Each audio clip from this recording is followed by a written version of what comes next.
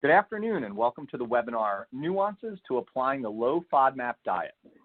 Before we start the presentation, I have 2 points of housekeeping. First, in order to claim your CPE credit, you will have to remain with us through the entire hour-long presentation.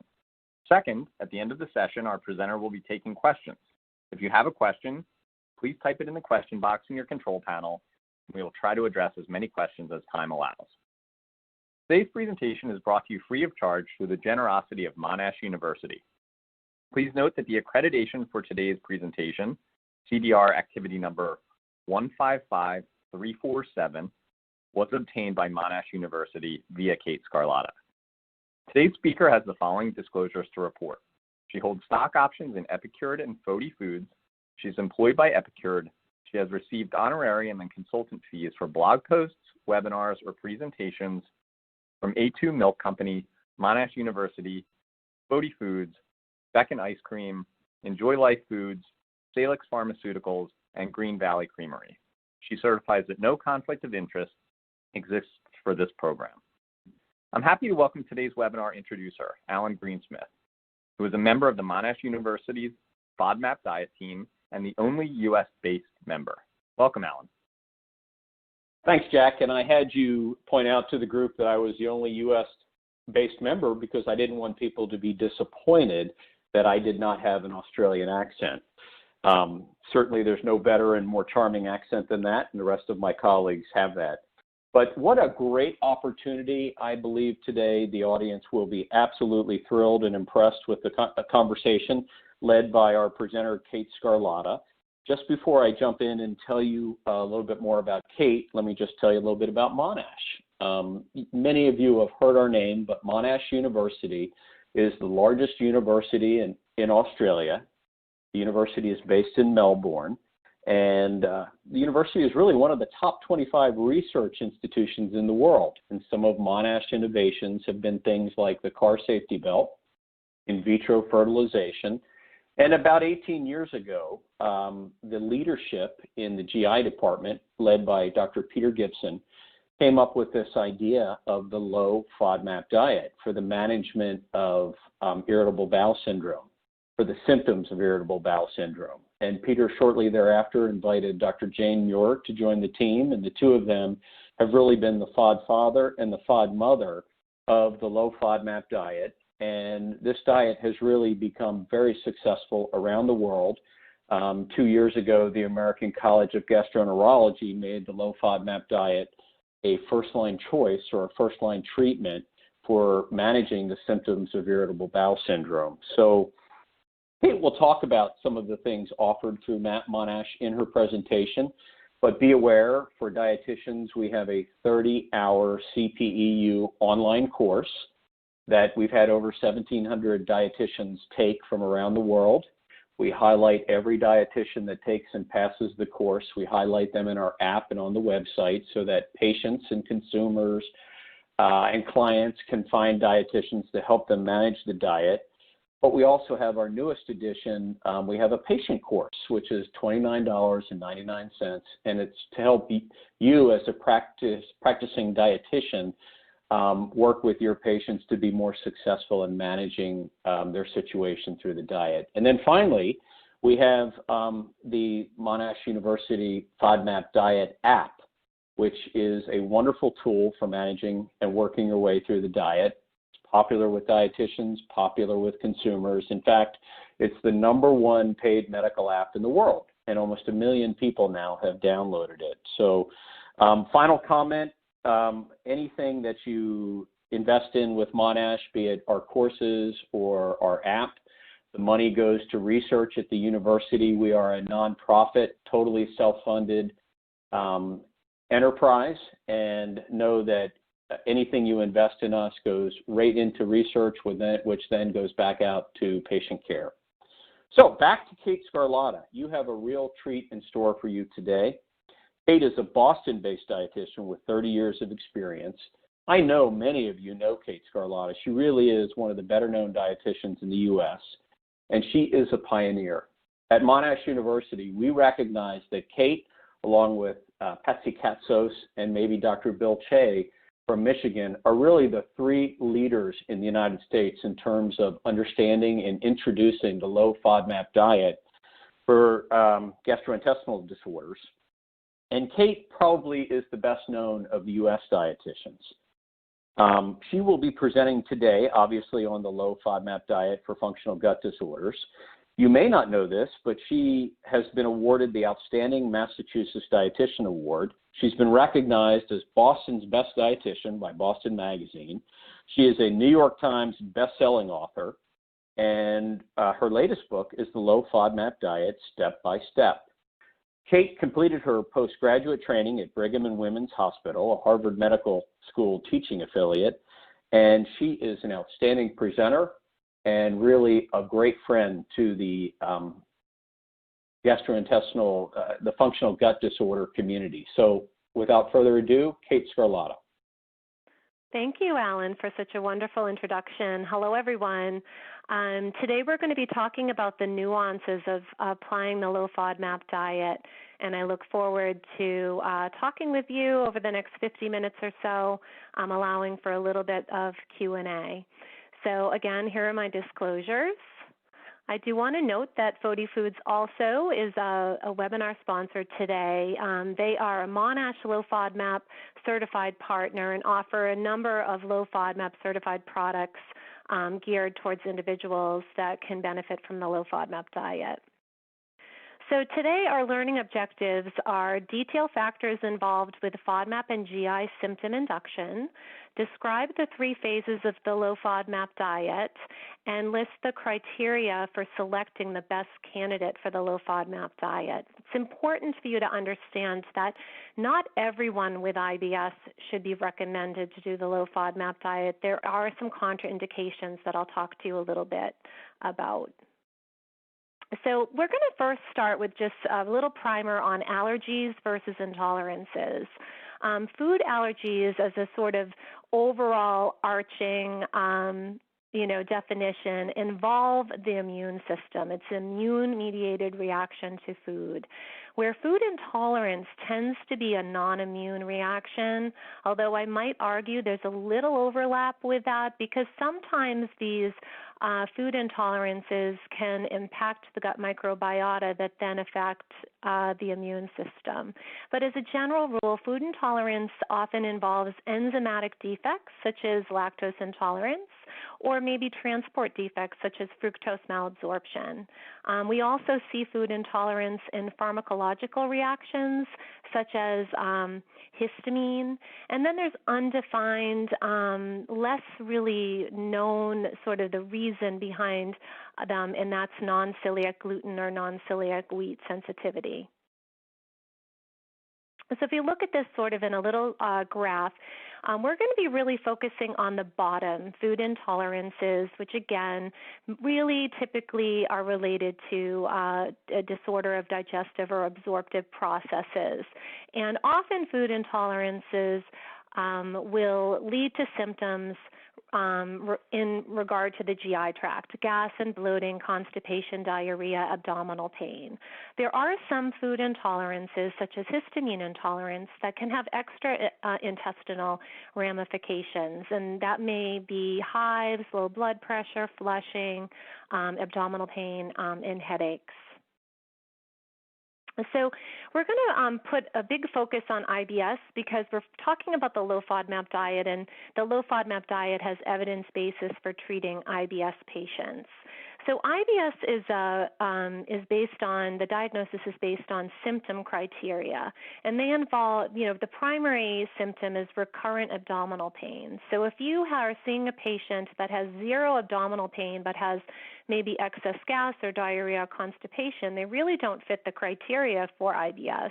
IBS has to have this recurrent abdominal pain that occurs at least one day per week for at least 3 months and is associated with related to defecation, change in stool form, or frequency.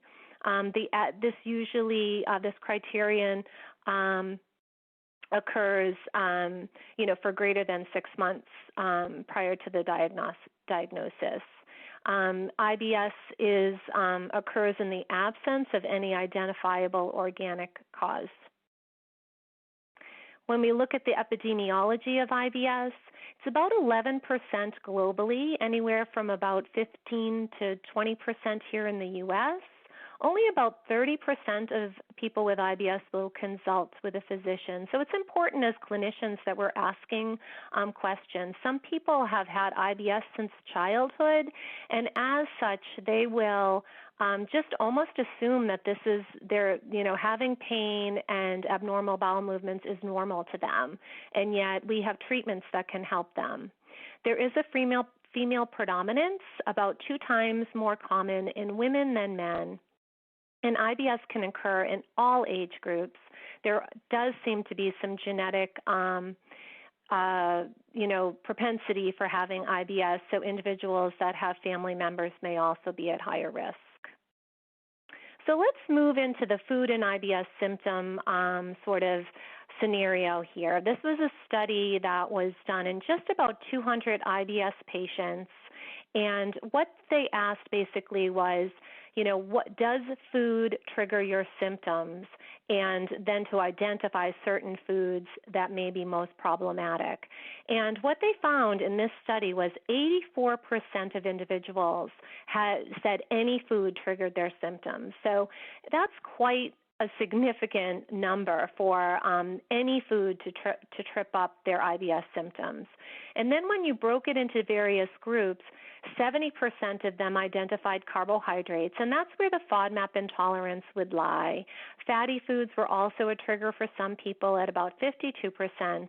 And what I find really interesting in this was 68% had identified, or the foods that they selected had high histamine content. And histamine intolerance is something that may be affecting some of our patients. I'm not going to deep dive into that topic today, but I think it's important as clinicians that you note that. So this is kind of a busy slide, but an important one. So food is complicated. It's not just the FODMAP content, it's the fiber content, it's the natural chemical content. A variety of different things in food can affect GI symptoms. There may be a probiotic compound part of that food. There may be a prebiotic part of that food. There might be a postbiotic food part of that food. And postbiotics are really the metabolites that occur in the food processing, such as yogurt, for instance. If you had live bacteria in yogurt, those bacteria are going to eat the sugar in the milk and produce various short-chain fatty acids, lactic acid, and those substrates are postbiotics. So if you haven't heard that term, you certainly will. There's also mechanical effects of food. I often use the example of wheat bran. Wheat bran can actually irritate the lining of the colon and encourage water and mucus secretion and encourage have sort of a laxative effect. And then there's the secondary effects of food, and these include the fermentation byproducts of food within the gut. So we eat something, we don't digest it very well, and the bacteria in our gut start making short-chain fatty acids and different gases and things of that nature. Because carbohydrate fermentation involves the production of acid, short-chain fatty acids, this changes the pH inside the intestine. So those changes in pH can very much affect what microbes are living there and which ones do not live there, depending on the microbes that are there and what kind of levels of acid are being produced. And then our secondary effects of all of this is as we change our microbes based on what we eat and some of these byproducts, that can change the way our body processes primary bile acids and turns them into secondary bile acids, which is regulated by our bacteria. In people with a sensitive gut, these can lead to a cascade of changes that trigger IBS symptoms. And so it's a complicated picture and quite frankly one that we're just really touching on, but it's important for you to know that food really truly is complicated and it can affect people in various ways. So just as a brief overview, again, we're going to be focusing today on carbohydrate intolerance. However, there's lots of different types of food intolerances, and they're quite common. So about 20% of people in westernized countries experience some level of GI or extraintestinal symptoms related to food. It could be protein, gluten, amylase, trypsin inhibitors, A1 beta casein, histamine again, and again FODMAPs in the carbohydrate category. So we'll deep dive a little bit into those. But it's important to know there's lots of different types of food intolerance.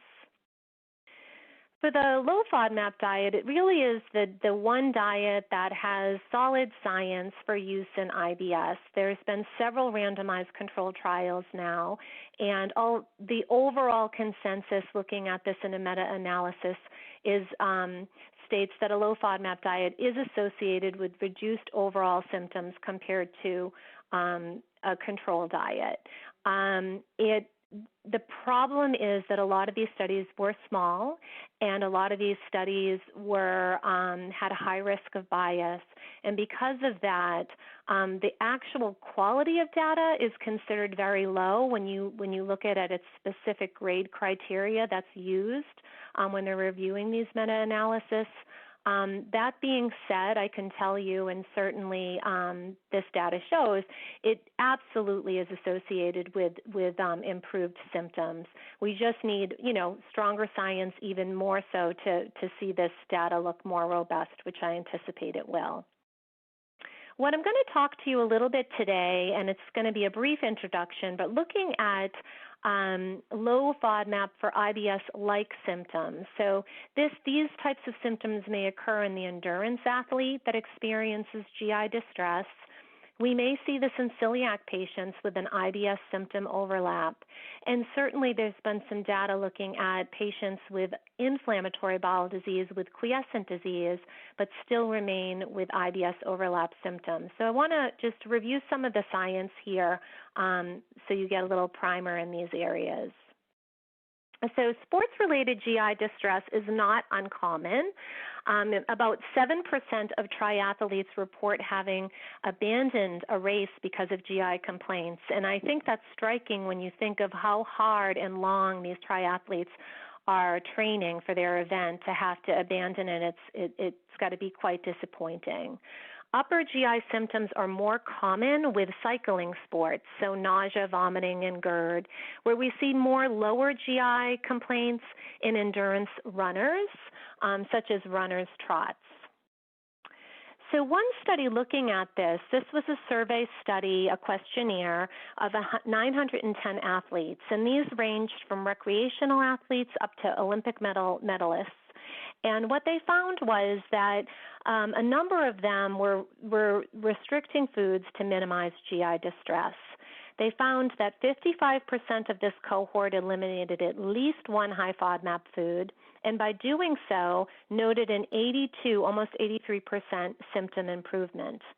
The most common food that was restricted was lactose. Not surprising, about 86%, but also GOS, which is galacto-oligosaccharides, one of the oligosaccharides or O foods in FODMAP. Fructose, fructans, and polyols followed. But really, lactose was really far, the biggest, and with great improvements, so interesting to note.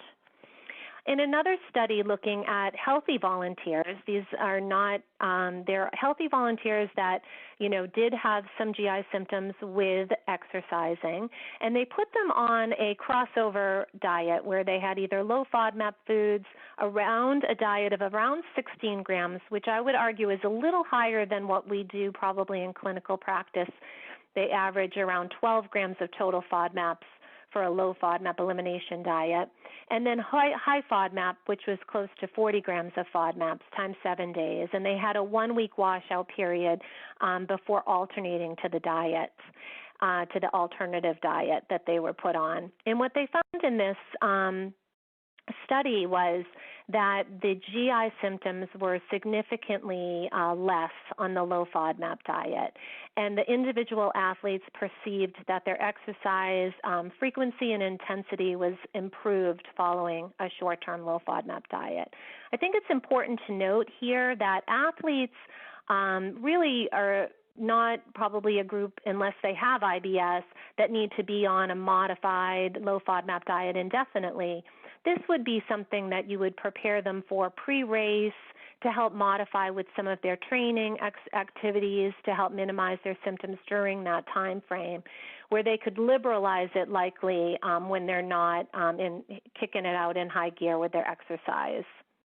Also an important note that athletes tend to have a higher incidence of eating disorders, and we want to be careful that we're encouraging modification in FODMAPs in the right population, and an eating disorder would be a contraindication for a low FODMAP diet, which I'll be talking more about in a moment.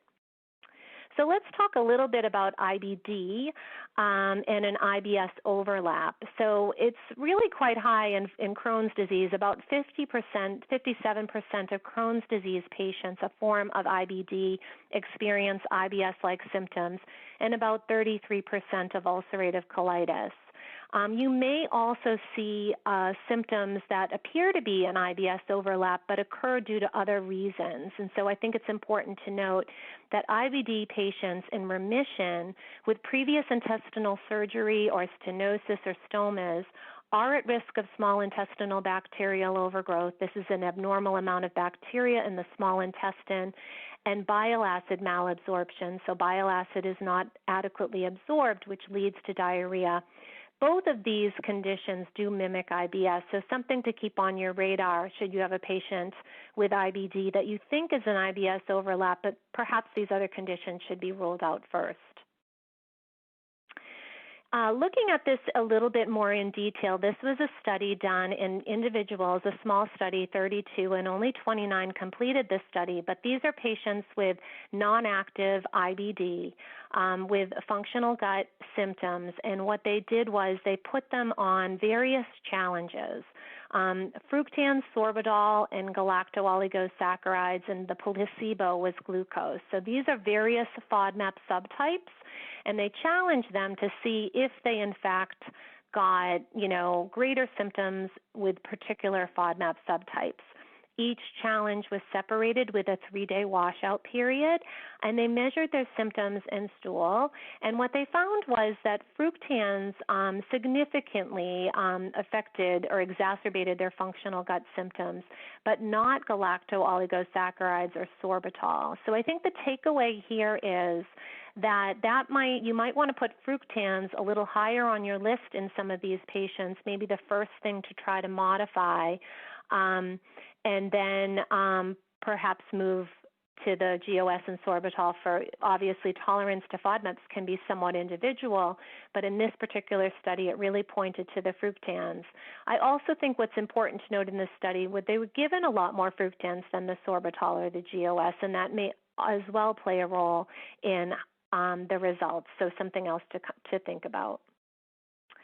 And then in this study published in Gastroenterology by Selena Cox and et al., really looked at the, again, low FODMAP diet on symptoms in quiescent inflammatory bowel disease, but they were also looking specifically at the fecal microbiome and markers of inflammation.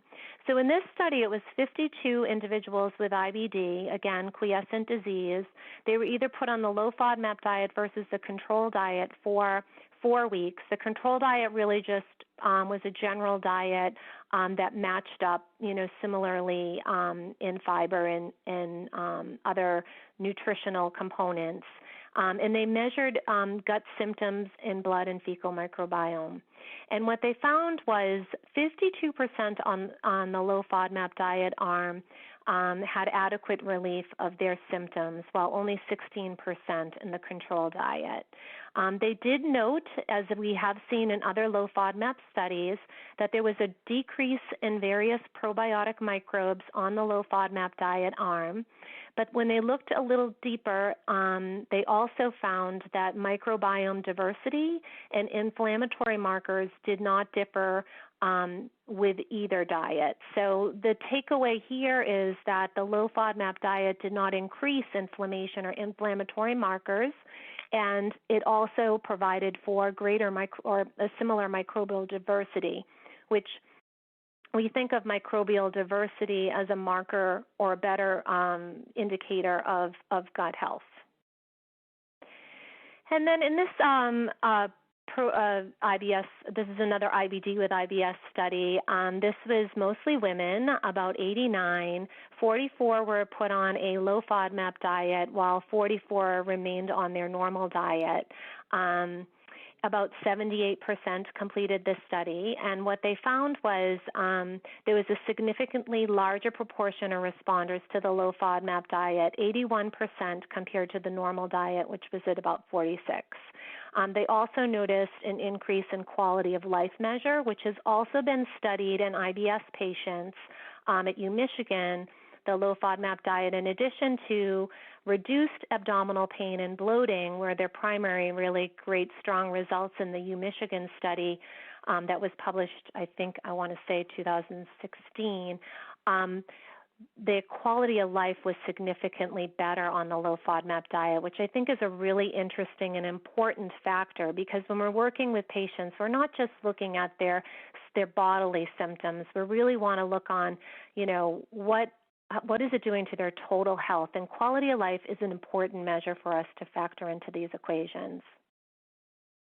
So let's talk a little bit about celiac disease with an IBS and SIBO overlap. So one meta-analysis looking at celiac disease showed that up to about 40% had overlapping IBS symptoms. And I'm sure some of you clinicians can relate to this.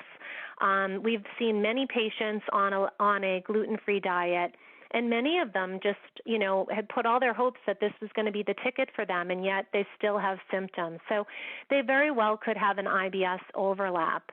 I also think it's important as a clinician to keep in mind that it could also be SIBO, and when they've looked at a meta-analysis looking at the prevalence of SIBO in celiac disease, they did find that about 20% of patients, the mean prevalence of SIBO and CD was about 20%.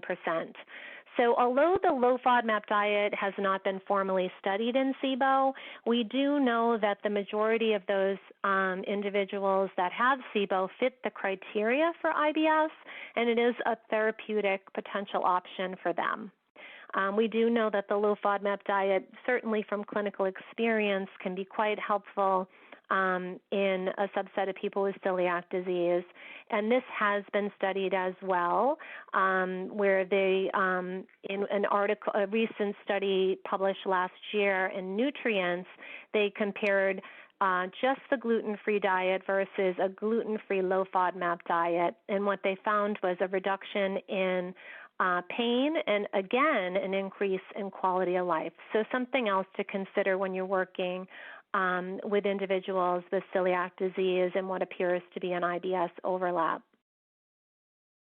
Okay, so let's just get back to the basics. FODMAPs, as you know, I'm sure at this point, many of you know, is an acronym. It stands for fermentable because these carbohydrates create gas. They're fermented by our gut bacteria. The oligosaccharides are the most fermentative FODMAPs, so they're more likely to create copious amounts of gas.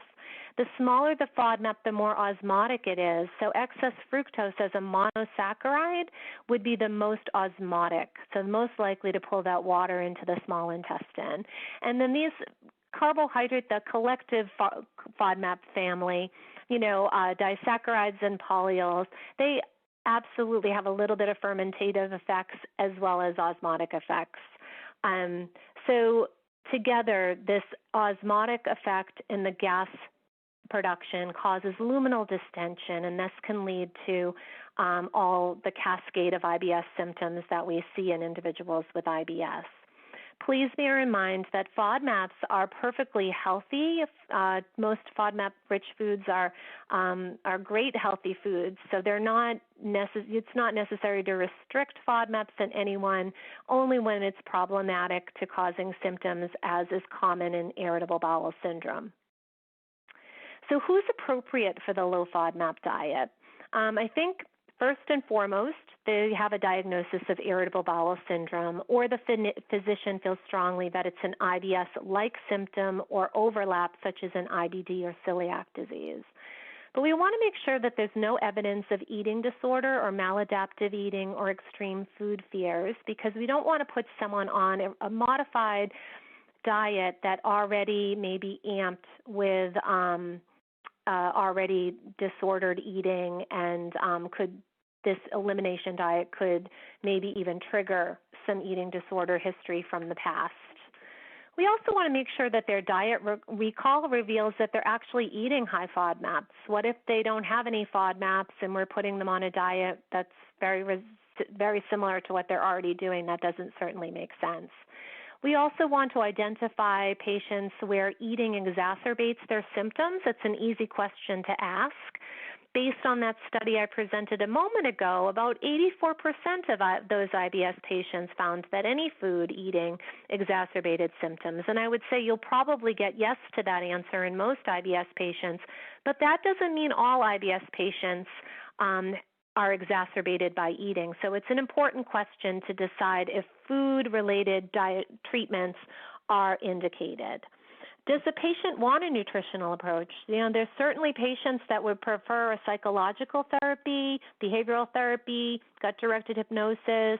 They may want to try a medication. Maybe that is just the approach that they want. It's important that we and have the patient be part of their clinical decision making. And then, of course, it's always just as an extra important point, make sure that you do serology testing before you undergo an elimination low FODMAP diet, because we want to make sure that the patient's eating adequate gluten. Gluten intake decreases with the low FODMAP diet as wheat, barley, and rye, the sources of gluten, are also FODMAP rich.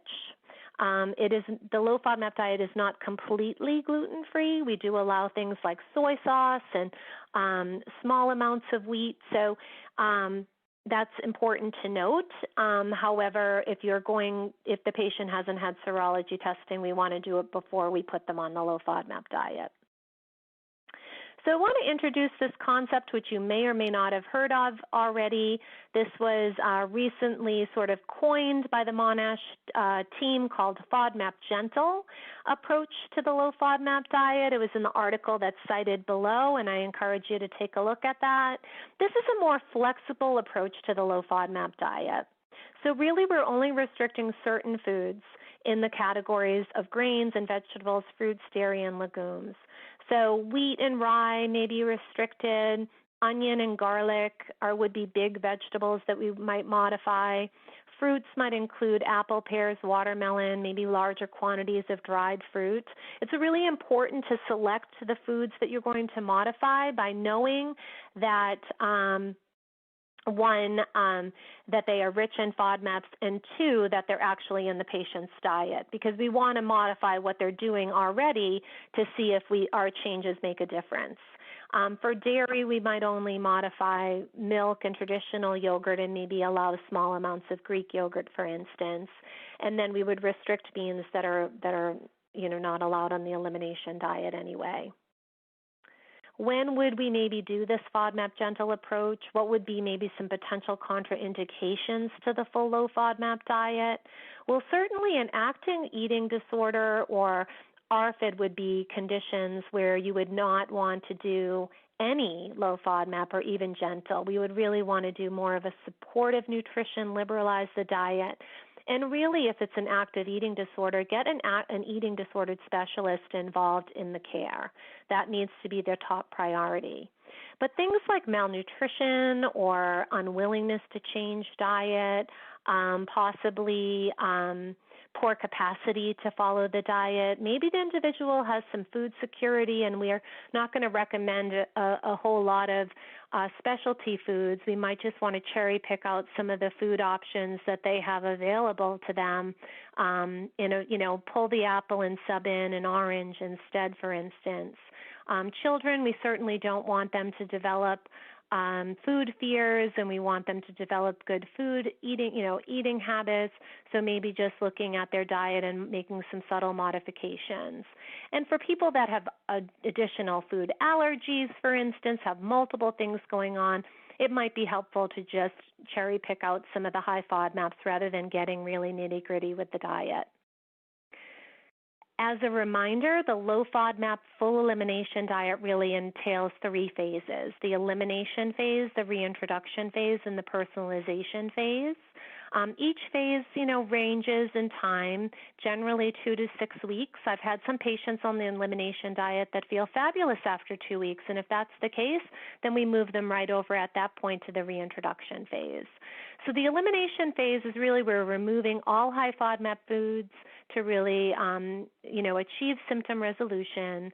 And then once that occurs, we're moving them into the reintroduction phase where we're systematically adding back FODMAPs. I'll walk you through that a little bit in a moment.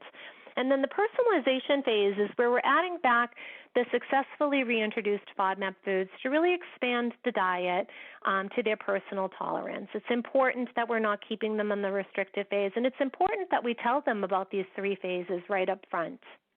I think it's also important during this elimination phase that we provide substitutes for their favorite foods, that we really provide brief data on how to do a label, read a label, provide some meal planning strategies for them, provide some brand names for them, and of course, don't lose your nutrition hat. We want them to have a balanced, nutrient-dense diet. I think it's also important that we remind the patient this isn't about being perfect. This is about doing your best. And if there's dietary indiscretion, they had to have the pizza at the family dinner party because that's all that was available. No need to go back to day 1 on the low FODMAP diet. Just remind them to get back to the low FODMAP diet at their next meal. And if they really are triggered by that dietary indiscretion, maybe we can learn from some of that, indiscretion, so to speak. So you might learn that, wow, the pizza really didn't bother them. That's interesting. Let's take note of that. It's good to know that you can have a slice of pizza and not be troubled, So always good to learn from our mistakes, so to speak. This is just a brief overview of high FODMAP foods. We have all different groups, the excess fructose, lactose, galacto-oligosaccharides, polyols, and fructans. I like to focus on low FODMAP availability, and I know this is a small picture, but you can see lots of letters on there. There's a lot of low FODMAP options. The produce is really, the list is large. There is no reason to be lacking in nutrients on the low FODMAP diet, especially with a dietitian guiding you, a patient. It includes all of the main food groups, so there's no food groups that are eliminated. So just remember to keep your nutrition hat on and provide lots of options for patients so that they can have a healthy, well-balanced diet. I'm not going to belabor this. This has a lot of just different suitable substitutions, but what I wanted to focus on was, this is kind of how I look at my 24-hour recall. I'll be looking at some of their high FODMAP alternatives and high FODMAP items that they're eating, and then transitioning them over to, what would be some low FODMAP easy substitutions that are somewhat in line with what they were eating, so that I'm not flipping their diet completely upside down. A good example here would be the salad with onion, tomato, cucumbers, carrots, and ranch dressing, which would have onion and garlic in it, topped with tuna fish. I might just incorporate a FODMAP certified salad dressing like Monash's Fodi Maple Dijon dressing, and then switch the onion for scallion greens. So scallion greens and chives have no FODMAPs in them, and they can be used liberally to infuse lovely garlic flavor. We also want to make their meal planning easier.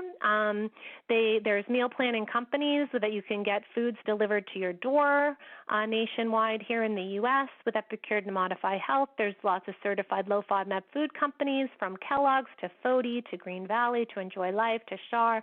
Number of products on the market that's really emerging.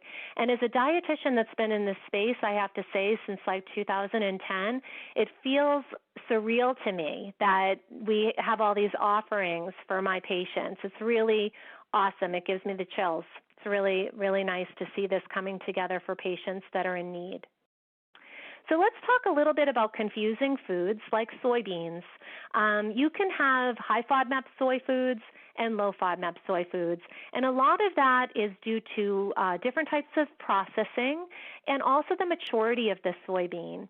So just keep in mind that FODMAP content is very variable. It's variable in the type of conditions a food is grown. If something's grown in a drought condition, it will have lower fructans than than when it has adequate nutrients and water, et cetera. So things can really vary depending on just nature. But for the soy example, soy flour, typically made with the mature soybean, is high FODMAP. Whole mature soybeans would be high FODMAP, and silken tofu would be high FODMAP because it's basically a congealed mixture. And this, when you make silken tofu, none of the FODMAPs are drained off. When you make firm tofu, you coagulate the protein part of the soybean, which is the protein, so FODMAPs are carbohydrates. The protein comes to the top, and those water-soluble FODMAPs are drained off in the firm tofu. The more you drain off, the more of that water with the galacto-oligosaccharides gets drained off. And interestingly, immature soybeans in the form of edamame are low in FODMAP. And if you can find a soy milk that's just made with the soy protein, that should be low FODMAP as well, although I will say most of the soy milks in the U.S. are made with the whole soybean. And then soy sauce and soy lecithin are highly processed forms of soy with negligible carbohydrates, so therefore negligible FODMAPs. So I'm going to briefly go through the reintroduction phase now. This is the phase 2 of the low FODMAP diet. This is where we keep the patient on their low FODMAP diet, but we're going to test their tolerance to the FODMAP subtype. So we're going to be testing their tolerance to lactose or testing their tolerance to fructans. And we do this with specific foods that ideally only contain that FODMAP. The other thing that's important is to consume an amount of food that represents a normal intake. I'm not going to tell a patient that I'm testing lactose to drink a gallon of milk because many of us would feel probably sick if we drank a gallon of milk. So we're really going to do this in a portion-controlled setting. So for someone that I might suspect is lactose intolerant and milk is a real problem, I would have them have about a half a cup of milk, and then the next day we would up to 1 cup of milk, and the next day we might have a cup and a half of milk if that's in line with what they normally would do. For fructans, we might start with 2 slices of wheat bread. The next day we might have 4. That might be unreasonable, so we might stop there. But if there's someone that would like a big bulky roll, 4 slices of bread might be that equivalent in fructans, and it might be worth a try. So we go through these various FODMAP subtypes, and they keep track of how their tolerance, how they did, was there any symptoms. I think it's very important to remind your patients that when they're adding back FODMAPs, they're probably going to feel a little bloated. They might feel a sensation of gas in their intestine.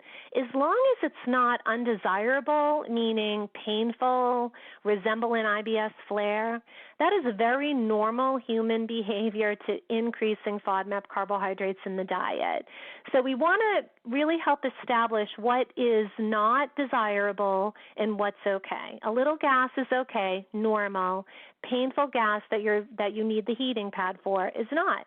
And that helps you define how liberal their diet can be and what's appropriate for them as far as tolerance. We do the low FODMAP reintroduction because we want the patients to have a more liberal diet, but also because some research has shown that it is the low FODMAP diet has reduced some probiotic bacteria, and we don't know the long-term manifestations of that. We also have seen that stool pH increases slightly on a low FODMAP diet, and we don't know the long-term ramifications. There is the potential that pathogenic microbes could grow in this higher pH level. The good thing is that we do know the low FODMAP diet has shown to actually increase gut microbial diversity in a couple of studies, and that seems to be a positive side effect. So more to come on really what it's doing to the microbiome. We don't know if it's a bad thing or a good thing, and this is being actively studied on a number of levels. So more to come on that. However, what if you have someone that doesn't respond to the low FODMAP diet? What do we do then? There's a number of other conditions that may be present, and this is when you would work closely with the gastroenterologist to rule out other conditions such as bacterial overgrowth, perhaps bile acid malabsorption, perhaps other food intolerances or sensitivities such as gluten or sucrose or histamine, or milk protein intolerance. Or perhaps we just move away from diet and consider alternate therapies, such as behavioral therapies, gut-directed hypnosis, or cognitive behavioral therapy. I did want to touch upon just wheat intolerance in IBS because wheat can cause intolerance for a number of different reasons. So wheat has fructans, which is the FODMAP. These are poorly absorbed carbohydrates that can lead to fermentation and microbiome changes leading to GI symptoms. But also in IBS patients, there's been what's called the nocebo effect, which is the opposite of the placebo effect. And this is when individuals ingest wheat and feel symptomatic. So it's the opposite of placebo. They don't feel better, they feel worse. And then there's also other components of wheat that may be triggering immune activation or low-grade inflammation. That could be gluten, could be amylase trypsin inhibitors, another type of protein in wheat. To further on this sort of thought, there's been some interesting studies looking at a procedure called confocal endomicroscopy. And this is in individuals with IBS. They've done this it's a real-time procedure, a very specialized, magnified endoscopy procedure where they put food actually into the duodenum and then they look at it in real time, high magnification.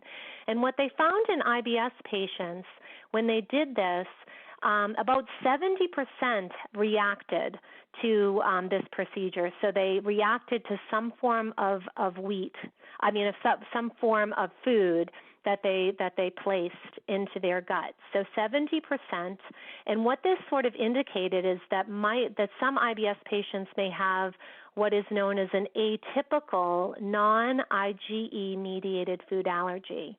So of those that reacted, of the 76, 61% reacted to wheat in their intestine.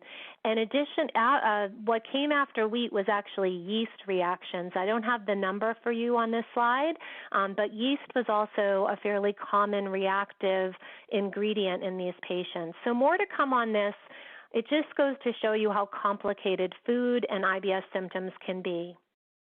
I'm not going to spend a long time on amylase trypsin inhibitors, but just couple key points. These are another type of protein in wheat, as I mentioned. And interestingly, modern gluten-containing staples like hybridized wheat have higher levels of ATIs compared to other gluten-free grains such as oats and whatnot. They've also found that older wheat variants like emmer and einkorn have lower ATI bioactivity. And these ATIs may be another potential food intolerance in some people. It's associated, this ATI intolerance is associated with non-celiac wheat intolerance.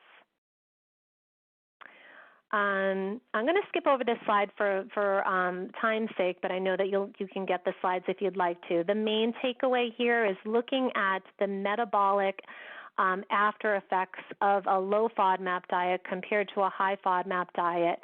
In this particular study, histamine was quite elevated or reduced, on a low FODMAP diet, and histamine is a measure of immune activation. So this may be just another way that the low FODMAP diet helps manage IBS symptoms. More needs to come of this, but very interesting study looking at metabolome. And before I end, I do want to just talk a little bit about disordered eating and how that overlaps in GI conditions.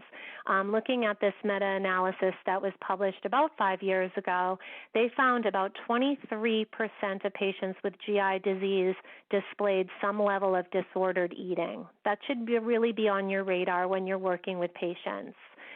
We have many dietary controlled GI disorders. Gluten, celiac disease, it necessitates a gluten-free diet.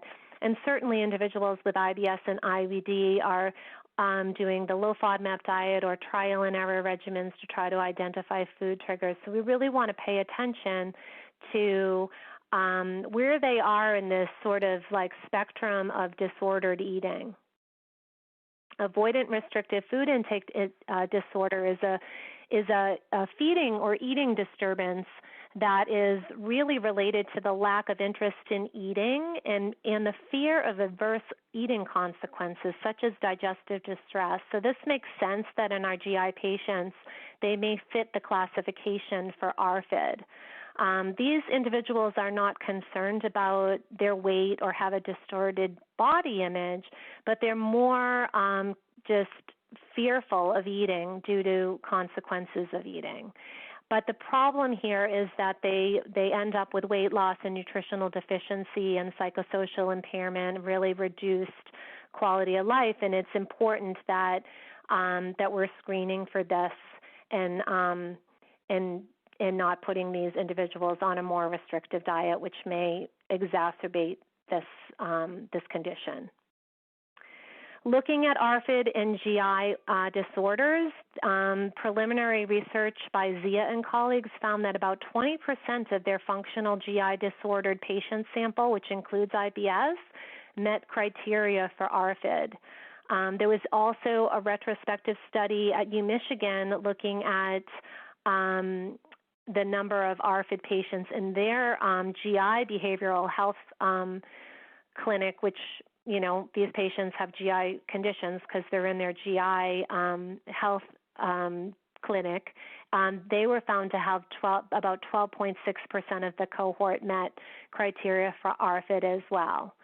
I think the important thing as dietitians to keep in mind that the ARFID and eating disorder screening tools are not validated in IBS. And it's important to note that there is some protective mechanism of not or feeling a little nervous about eating something if you know it's going to be painful. That's a protective adaptive reaction. That's normal, I think, in IBS, but I think when it really needs intervention is when it's affecting their weight and their quality of life, and their hypervigilance is just getting to be beyond what one would suspect in IBS. There are some screening tools that you can use. This is a 9-item ARFID screening tool in the SCOFF. There's EAT26 as well. I would say that all the questions are not pertinent for most patients with GI disorders, but you can maybe cherry pick some. I know the ARFID screening tool is being assessed and validated in GI patients, so there'll be a model that we can use specifically for GI patients. If you're interested in this topic, really diving into this overlapping feeding, eating disorder that we see in GI patients, this is an article that I wrote alongside Patsy Katzos and Janelle Smith on really identifying eating and feeding disturbances and potential thoughts about how to help these patients differentially compared to someone that would not have an eating disorder or disordered eating. So keep in mind that the role of the dietitian is, to me, paramount in a low FODMAP diet with lots of nuances. A self-guided elimination diet probably places individuals at nutrient risk. A lot of people think the low FODMAP diet is gluten-free and dairy-free and a number of other things. That it is not, and it's important that an educated dietitian can really set the record straight. I think that a dietitian obviously can help make this diet a lot easier to follow and more nutritionally balanced. As a dietitian working with these patients, of course, pay attention to any alarm signs outside of IBS, such as blood in the stool or unintended weight loss, night symptoms. IBS doesn't typically cause diarrhea in the middle of the night. Know that diet change is of great interest in patients, and so we want to help them if they're interested in diet therapy and are appropriate for diet therapy. And evidence shows that the low FODMAP diet can really improve symptoms in IBS patients in up to 70 to 86%, depending on the literature. Do keep in mind that you should be screening for maladaptive eating before instructing a patient on an elimination diet, which could trigger these ED behaviors. And before I wrap up, I do want to talk a little bit about some fabulous resources. Alan mentioned this earlier. I would be lost without the Monash FODMAP Diet app, I use it probably every day. They expand the food regularly. In fact, they just had a release with kimchi and another Greek yogurt and some new foods. So constantly being updated, the state-of-the-art, the best-in-class for FODMAP apps. This is it. Not just saying it. I literally use it probably every day. The Monash patient course, this is not to take you out of your job. This is a great course for patients that are unable to access a dietitian, or perhaps for that patient that just needs review on the basics of low FODMAP diet, that you just don't have the bandwidth in your practice. It's a reasonable price. And I think Alan said $29, and I'll confirm with him on that. But it's just a really great comprehensive course that can be in conjunction with the work you do, or for people that don't have access to a dietitian, which unfortunately is quite a few people, especially that specialize in this area. And then there's the fabulous Monash FODMAP training for dietitians. What's amazing about this is 30 CPEUs and the ability to be listed as a practitioner by Monash is certainly going to be a feather in your cap. So 10 modules, highly goes over everything from the pioneers. So highly recommend that. And without to end it up, and I know we have a lot of questions, so we'll get going. Here's my Twitter handle. Please reach out to me if you have any questions. My website's there, and you can contact me there as well. Thank you so much for listening, and I'm looking forward to some questions. So, Kate, just a comment here. First of all, I believe this was a great combination of science and the art of practicing dietary medicine. So really a beautiful job of covering both the science and the practice. So perfect. Oh, great.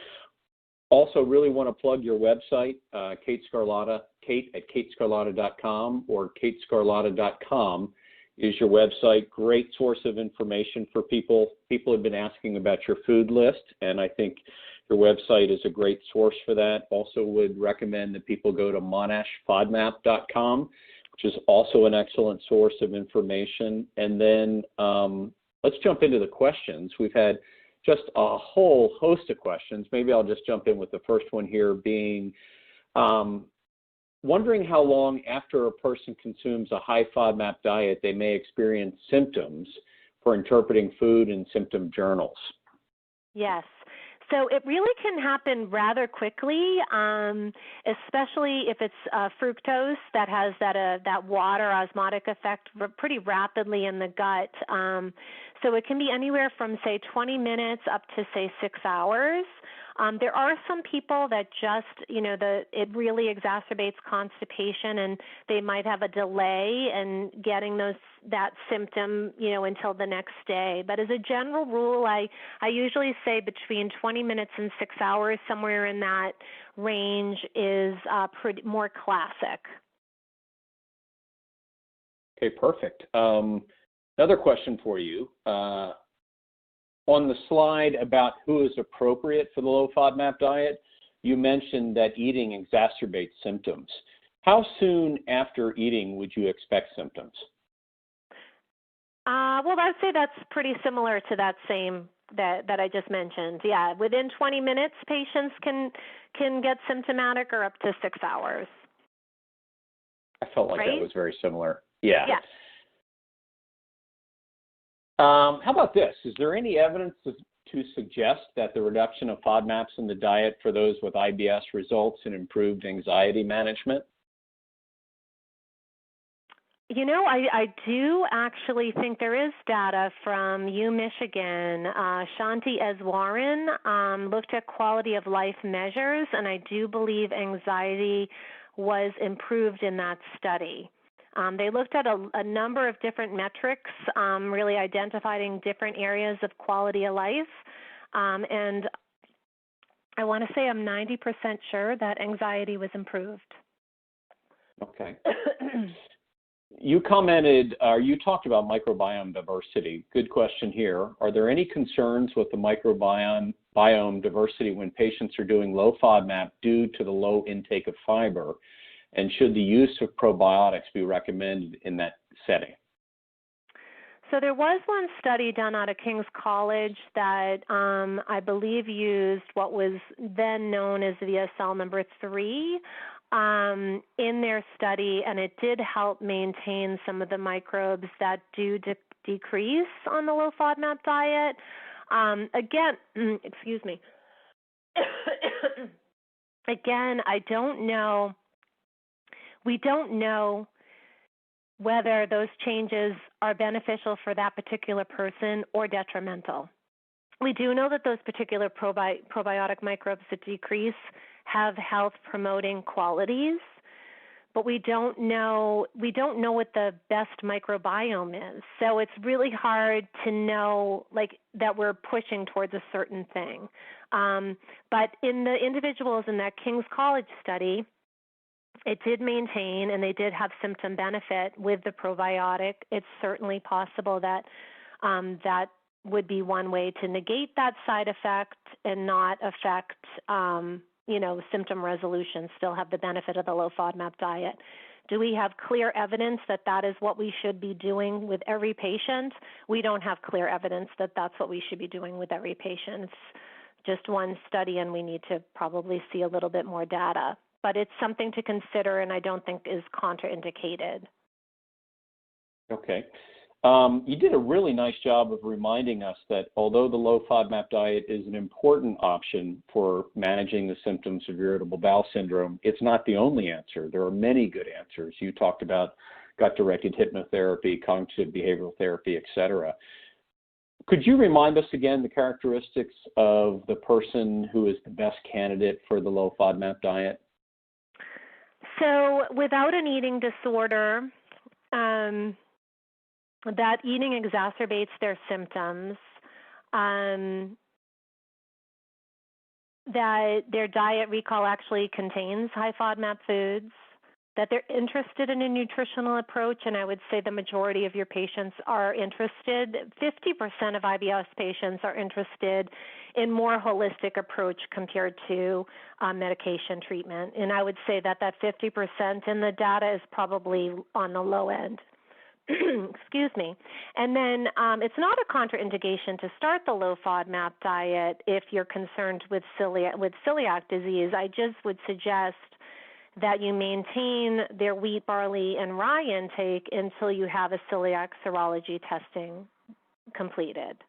And of course, you want to have an IBS diagnosis or one in which the GI doctor feels there is an IBS overlap or IBS-like symptoms with conditions such as celiac disease and IBD.